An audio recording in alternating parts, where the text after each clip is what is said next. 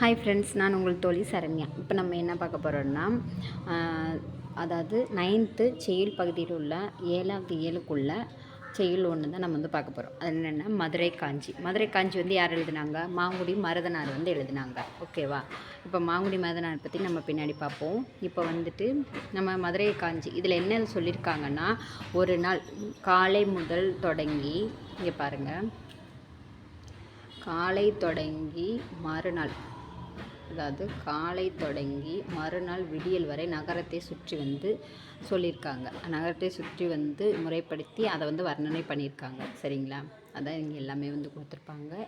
மண்ணுற ஆழ்ந்த மணிநீர் கிடங்கின் விண்ணுற, அதாவது மண்ணுறனாலே வந்துட்டு மண் வந்து மருத நிலத்தில் மண் வந்து விவசாயம் பண்ணுவாங்க.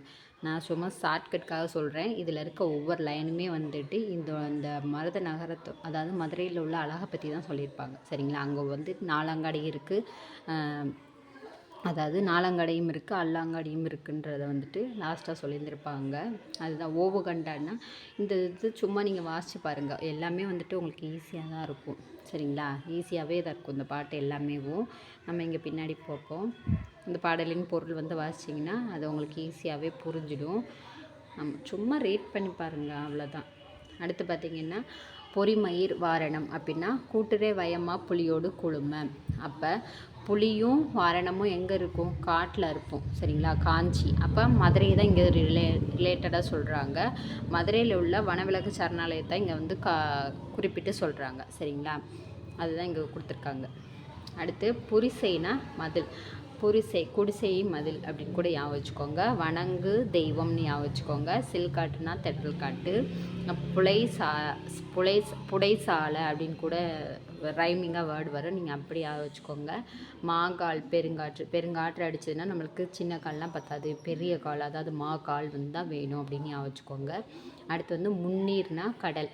3 நீர் வந்து கலக்கிறது கடல் தானே, அப்படி வந்து ஞாபகம் வச்சுக்கோங்க. பனைனா முரசு. பறைன்னு கூட ஞாபகம் வச்சுக்கோங்க. பறைனா முரசுன்னு ஞாபகம் இல்லை, அப்படி வச்சுக்கோங்க. கயம்னா நீர்நிலை. நம்ம வந்து நீரை வந்து பாதுகாப்பாக வச்சுக்கணும், கயவர்கள் களவாண்டிட்டு போயிடக்கூடாது, அந்த மாதிரி வந்து ஞாபகம் வச்சுக்கோங்க. அடுத்து வந்து ஓவுனா ஓவியம் இல்லைங்களா, அதை ஞாபகம் வச்சுக்கோங்க.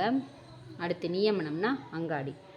அவ்வளோதான். இதில் அதாவது நியாய விலைக்கடை அப்படின்னு சொல்கிறாங்க இல்லைங்களா, அதுதான் வந்து இங்கே கொடுத்துருக்காங்க. நூல்வெளி நம்ம எப்பயுமே வந்துட்டு லாஸ்ட்டில் தான் பார்ப்போம். இப்போ இங்கே பாருங்கள், மதுரை காஞ்சி வந்து 10 பாட்டு நூல்களில் மிக நீளமான நூல் வந்துட்டு மதுரை காஞ்சி தான். சரிங்களா? அது எத்தனை அடிகள் பார்த்திங்கன்னா 7, 8, 2. சரிங்களா? 7க்கு அப்புறம் தான் 8, 2 அடி எடுத்து வைக்கணும். அடிகள் எத்தனைனா 2 அடி சேர்த்துக்கணும். ஓகேங்களா? அப்படியா வச்சுக்கோங்க. அடுத்து வந்துட்டு வேறு பெயர்கள் பார்த்திங்கன்னா பெருகு வளம் மதுரை காஞ்சி. அது வந்துட்டு அதோட வளம் பார்த்திங்கன்னா அவ்வளோ அழகாக நிறையா இருக்கும் வளங்களில், அது சொல்லியிருக்காங்க. கூடற்றமிழ். இது வந்துட்டு கூடற்றமிழ், அதாவது செம்மொழி நாட்டில் அங்கே நடத்தியிருப்பாங்க, அப்படியா வச்சுக்கோங்க. அடுத்து காஞ்சி பாட்டு. மதுரை காஞ்சி வருது இல்லைங்களா, அதனால காஞ்சி பாட்டு.